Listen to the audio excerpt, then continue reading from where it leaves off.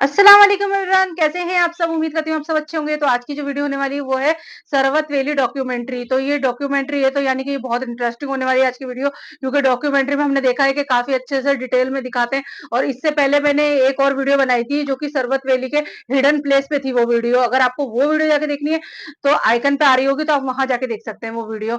और इस वीडियो के लिए कमेंट आया था कि मुझे इस पे वीडियो बनानी चाहिए, तो जी चलिए पहले वीडियो देख लेते हैं, फिर करेंगे इसके बारे में बात। तो आइए स्टार्ट करते हैं अपनी वीडियो।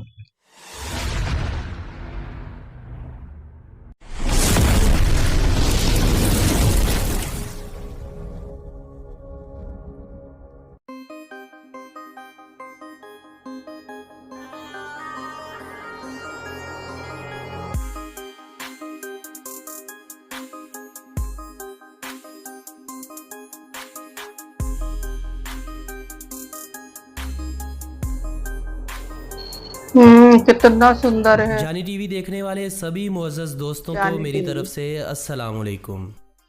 दोस्तों, आज बात होगी पाकिस्तान की। आज बात होगी अपने सवात की। हम्म, बात होगी आबशारों की, झीलों की, खूबसूरत बागात की। आज बात होगी सरसब्ज़े से घिरी हुई उस वादी की जिसे मशरिक़ का स्विट्ज़रलैंड भी कहा जाता है। हाँ, बेशक वादी सवात का इस दुनिया में कोई सानी नहीं है। आज की इस वीडियो को देखकर यकीनन आपको सवात के मुतालिक बहुत ज़्यादा मालूमात मिलेंगी। इस वीडियो को देखने से पहले आज मैं आपको अपना चैनल सब्सक्राइब करने का भी नहीं कहूँगा, लेकिन मैं आपसे सिर्फ इतना कहूँगा कि अगर आपको वीडियो पसंद आए तो इस वीडियो को आपने लाइक लाजमी करना है।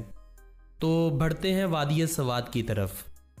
दोस्तों, सबसे पहले तो आपको ये जान लेना चाहिए कि इस पूरी वादी या इस पूरे ज़िले में जिसका नाम सवात है में ऐसा कोई शहर, कस्बा या गांव मौजूद नहीं है जिसका नाम सवात हो।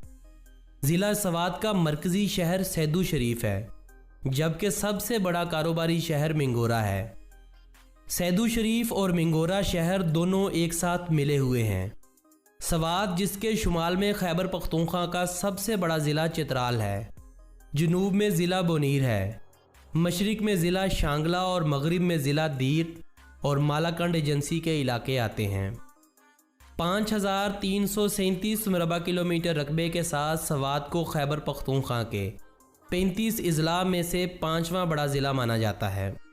2017 की एक रिपोर्ट के मुताबिक इस पूरे ज़िले की आबादी 23,09,570 अफराद के करीब थी और इस ज़िले को KPK का तीसरा बड़ा आबादी वाला ज़िला माना गया था। अफ़गानिस्तान के साल 2001 में ख़राब होने वाले हालात के कुछ ही अरसा बाद सवात को भी दुश्मनों की नज़र लगना शुरू हो गई थी और लगभग 2 दहाइयों की शिद्दत पसंदी के बाद अहले सवात ने भी सुख का सांस लिया है और नेचर से मोहब्बत करने वालों ने भी। सवात का इकलौता एयरपोर्ट सैदू शरीफ एयरपोर्ट है, जिसे साल 2004 में बंद कर दिया गया था। इस एयरपोर्ट को रवां साल यानी ठीक 17 साल बाद दोबारा खोल दिया गया है।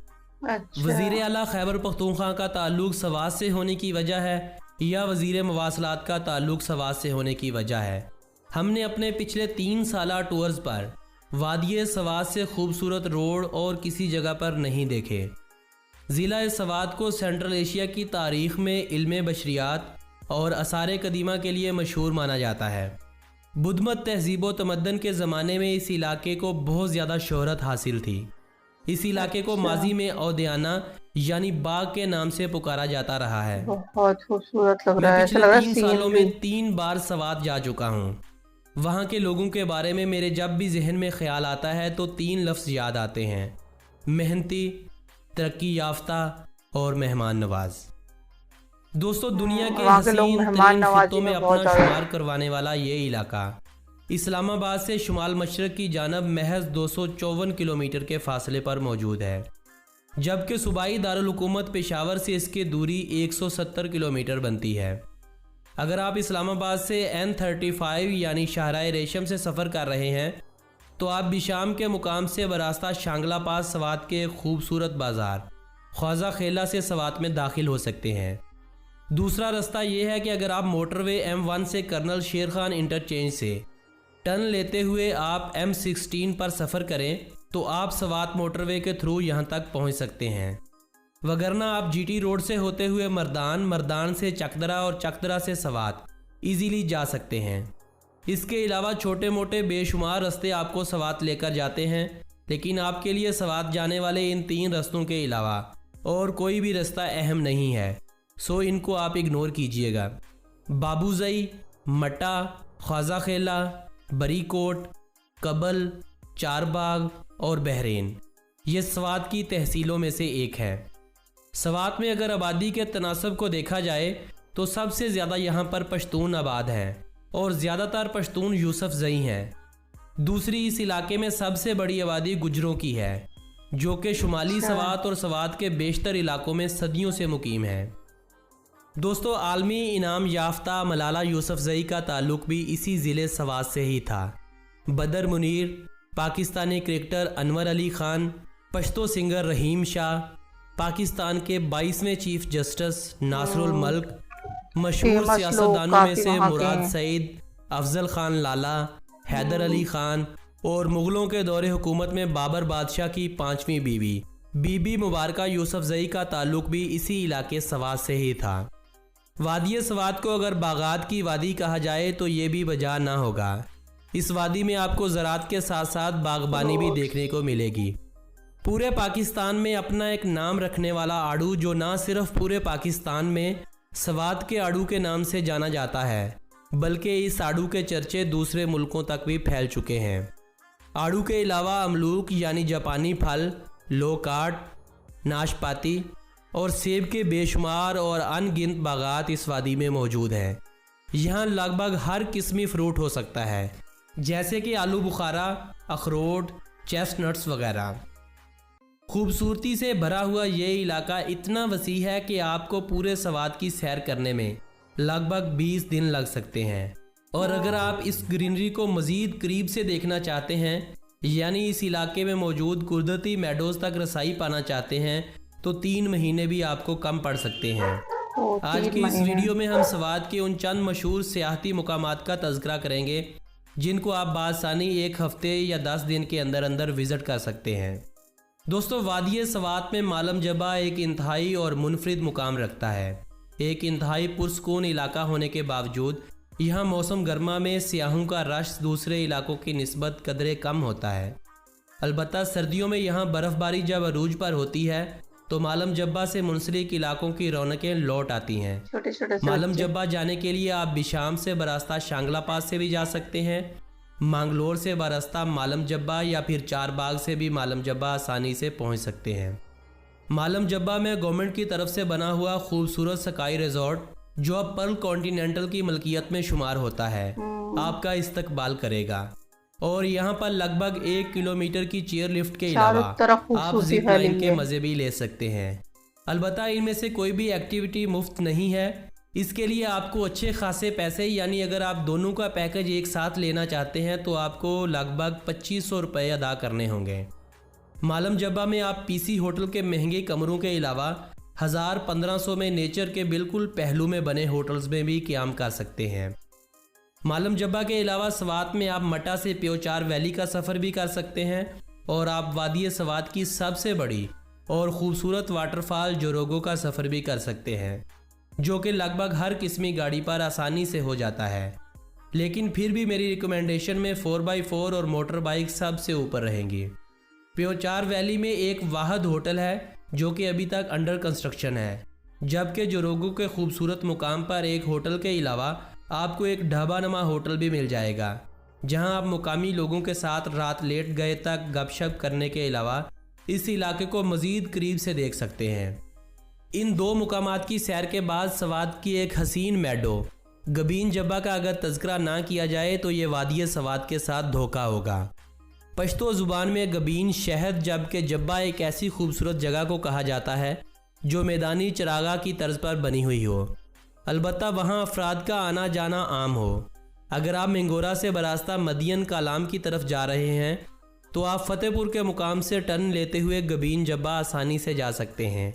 एक पुख्ता और नई तामीर होने वाली सड़क से गुजरते हुए ऐसा महसूस होता है जैसे ये इलाका पाकिस्तान का नहीं, किसी पराए मुल्क का हिस्सा हो। यहाँ पर खूबसूरती को लोगों ने अभी तक छुआ भी नहीं है। आप जब गबीन जब्बा के रास्ते पर जाएंगे और आखिरी गांव में आप पहुँचेंगे तो वहाँ पर आपको बेशुमार होटल्स भी मिलेंगे, ट्राउट मछली के फार्म्स भी मिलेंगे। और मज़े की बात यह है कि आप बाइक, 4x4 या घुड़सवारी के ज़रिए आगे जो गबीन जब्बा का सफ़र है आसानी से कर सकते हैं। अगर इनमें से एक चीज़ तक भी आपकी रसाई मुमकिन नहीं है तो आप हाइकिंग करते हुए इस सफ़र को 1 से 2 घंटों में आसानी से तय कर सकते हैं। गबीन जब्बा में जिस जगह गवर्नमेंट की तरफ से पोर्ट्स बनाए गए हैं वहाँ तो जंगल और पानी के अलावा कुछ खास नहीं है, क्योंकि अगर केपी के गवर्नमेंट वही पोर्ट्स असल गबीन जब्बा यानी मेडोज़ पर बनाती तो इस इलाके की खूबसूरती में मज़ीद इजाफा हो जाता। दोस्तों, गबीन जब्बा की सैर के बाद आप वापस फतेहपुर आकर मदियन बाज़ार का रुख कर सकते हैं। मदियन से आप बहरीन भी जा सकते हैं या फिर कालाम शहर का। ये तीनों बाज़ार माजी से आज तक सयाहों की तवज्जो का ख़ास मरकज़ रहे हैं। इन तीनों शहरों में रौनक के पीछे जो हाथ है वो उन सरमायाकारों का है जिन्होंने करोड़ों रुपए की इस इलाके में इन्वेस्टमेंट कर रखी है। आपको आम से ख़ास तक हर किस्मी होटल आसानी से मिल सकता है और तीनों शहरों के साथ बहुत ही गुजरता दरियाई खूबसूरत लग रहा सवाद, है। दूसरी तरफ लहलहाते सरसब्ज जंगलात, ऊंचे ऊंचे पहाड़ इंसान को अंदर से मोह लेते हैं। अगर आप इस रास्ते पर होते हुए कलाम शहर तक पहुंच जाते हैं और देसान मेडोज ऐसा नहीं नज़ारा जाते देखने को मिलेगा तो तो जाहिर सी बात है नाइंसाफ़ी इंसान खुद का के दिल साथ खुश हो करेंगे, जाए। हमारे साथ नहीं। अगर ये नाइंसाफ़ी सयाहत के और ख़ुद के साथ कर बैठे हैं तो ओशू फॉरेस्ट जाइए। वहाँ से आप बारास्ता पलोगा, महोडन लेक, सैफुल्ला लेक तक पहुँच सकते हैं। ये दोनों लेक्स एक दूसरे के करीब हैं और एक दिन के सफ़र पर वाक़या हैं। आप इन झीलों की सैर के बाद वापस कलाम शहर भी आ सकते हैं, महोडन पर भी रुक सकते हैं या ओशू में कायम किसी अच्छे होटल को अपना ठिकाना बना सकते हैं। अगली सुबह आप ओशू से अतरोड गांव जा सकते हैं। कालाम शहर से अतरोड गांव तक रास्ता अभी ज़ेरे तामीर है, जगह जगह पर बन रहा है कंस्ट्रक्शन का मतलब। काम जारी है। बावजूद इसके आप आसानी से अतरोड गांव तक जा सकते हैं। अतरोड गांव से आगे 3 रास्ते निकलते हैं। एक रास्ता बाज़ार के बीचों बीच में से आपको कंडोल लेक की तरफ लेकर जाता है, जहां तक सिर्फ 4x4 और बाइक से जाते हैं। ये सफ़र एक दिन में आप आसानी से करते हुए वापस अतरोड गांव तक आ सकते हैं। अगर आपको कहीं रास्ते में देर भी हो जाती है तो मुकामी लोगों से रात गुजारने की दरख्वास्त कीजिएगा। आपको मेरा वीडियो के शुरू में लिया गया लफ्ज़ मेहमान नवाजी याद आएगा। अतरोड गांव से निकलने वाला दूसरा रास्ता आपको सवात के आखिरी लेकिन बेहद खूबसूरत गांव गबराल लेकर जाता है। यहाँ से आप खड़खड़ी लेक भी जा सकते हैं और खड़खड़ी शाही लेक। बाग भी। दोनों पॉइंट बहुत ही खूबसूरत हैं और मज़े की बात यह है कि इस रास्ते पर बसने वाले लोग इनसे भी ज़्यादा खूबसूरत हैं, जो आपको चाय पिए बगैर आगे जाने ही नहीं अच्छा। देते। इन दोनों झीलों के रास्तों में साथ साथ बहता पानी और साथ का मंजर इंतहाई खूबसूरत होता है। शहरी ज़िंदगी से थके हुए लोगों का मन ऐसे करता है कि ऐसी ही किसी सही जगह बात पर है। अपना एक घर बना लिया जाए, सुकून जहाँ हो, पर ना तो शांति कोई हो। परेशानी हो हाँ। और ना मोबाइल के सिग्नल आए।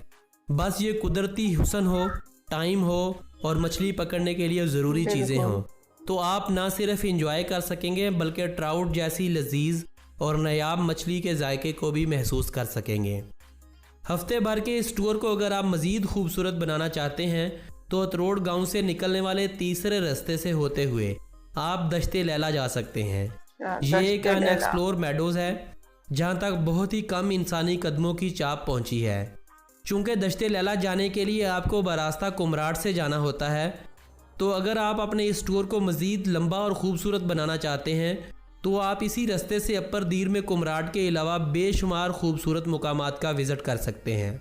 लेकिन अगर दश्ते लैला आपकी ये आखिरी मंजिल है तो आप बाड़गोई पास से वापस इसी रास्ते से सवात से वापसी का सफ़र कर सकते हैं। दोस्तों, हमारा मुल्क पाकिस्तान दुनिया में एक मुनफरिद मुकाम रखता है। अगर सिंध में तपते सहरा हैं तो गिलगित के लैंडस्केप आपको चौंका गिलगित देते की हैं। कहानी। अगर आप बलूचिस्तान के खुश्क लेकिन मादनियात से बड़े हुए पहाड़ देख चुके हैं तो मालाकान डिवीज़न में हरे भरे इलाके ही आपकी आखिरी मंजिल होने चाहिए। बजाय इसके हम दूसरे मुल्कों का सफ़र करें, पहले इस खूबसूरती को अपने मुल्क में तो देख लें और यहाँ के लोगों को तो करीब से देख लें। आप सब जानते हैं कि पिछले 1.5 साल से जानी टीवी पे मैं गैर हाजिर रहा हूँ। इस अरसे के दौरान मैंने पाकिस्तान के शुमाली इलाका जात का कई बार विज़िट किया। तो ये थी वीडियो और बहुत खूबसूरत वीडियो थी, मतलब नज़रें नहीं हट रही थी खूबसूरती देख के ना, हर जगह बस खूबसूरती, खूबसूरती नज़र आ रही थी। इतनी हरियाली और वो जो झरने और मतलब वो पिक्चर देख के ऐसा लग रहा है जैसे कोई सीनरी है ना, कि जैसे सीनरी में हम देखते हैं नदियाँ, पहाड़, झरने और ये वहीं घर होते हैं। और मतलब काफ़ी अच्छी थी वीडियो, और इन्होंने डॉक्यूमेंट्री यही है। इससे पहले जो मैंने वीडियो देखी थी वो हिडन प्लेस थे वहाँ के, है ना? और ये डॉक्यूमेंट्री में तो इन्होंने एकदम डिटेल दिखाई कि वहाँ के जो कितनी आबादी है वहाँ पर, और मतलब वहाँ के लोग जो मेहमान नवाज़ी में इतना आगे रहते हैं, उनके बारे में बताया कि वहाँ मतलब चाय पिए बिना जाने नहीं देते। और जैसे अगर कोई किसी को कोई परेशानी है तो वहाँ के लोग अपने मतलब घर पे बुला लेते हैं लोगों को। तो मतलब इतनी वहाँ के लोग जो है ना मेहमानदारी में आगे रहते हैं सबसे ज़्यादा, मेहमान नवाज़ी के अंदर।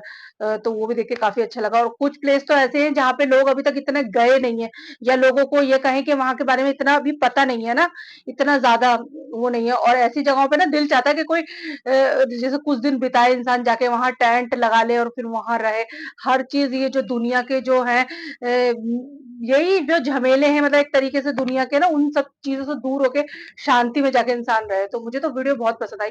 आप लोगों को बताना आपको आज की वीडियो कैसी लगी? तो वीडियो पसंद आए तो लाइक करना, शेयर करना, कमेंट करके बताना कि आपकी इस बारे में क्या राय है, आपको ऐसी जगह पे जाना कैसा लगता है? तो चलिए जी, मिलते हैं नेक्स्ट वीडियो में। अल्लाह हाफ़िज़।